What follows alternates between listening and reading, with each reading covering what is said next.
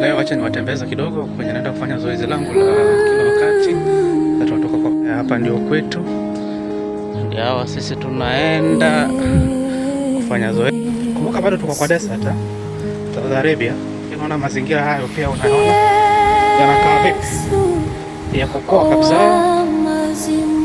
Haya. Ndio sisi tunatoka kwa gesi.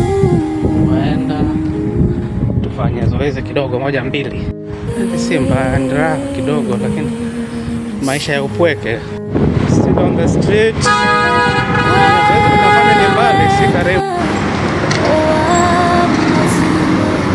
Hadi tuna soko huko, soko ya Asarabei, shilingi 2, shilingi 3. Hadi kuna soko inafanya renovation kidogo hapa 2-3. Lakini ni soko ya kila mtu anakujanga hapa. Soko ya manguo. Mosi ni nguo za wanawake.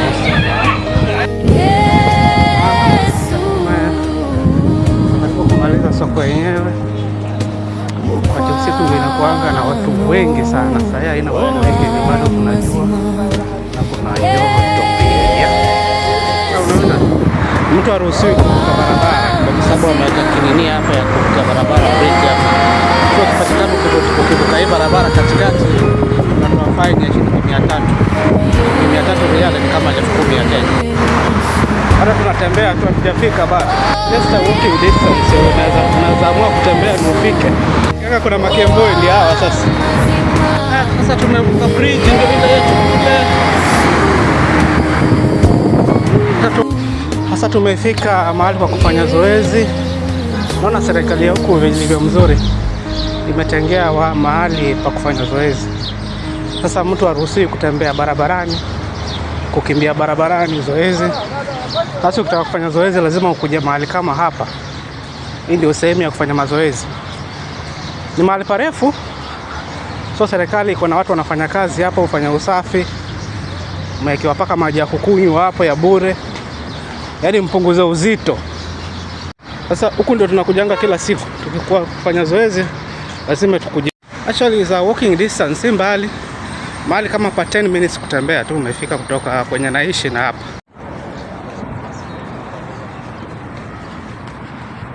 Ndio nimemwambia serikali pia uweka maji ya kukunywa ya bure kila wakati.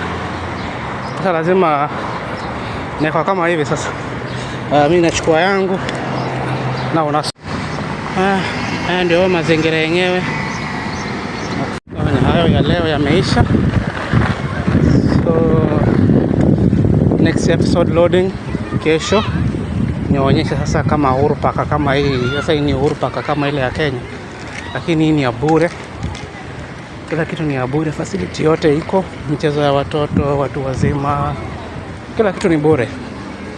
So kesho Mungu akipenda majaliwa nitawatembeza ndani niwaonyeshe vile kuna kaa. Yeah.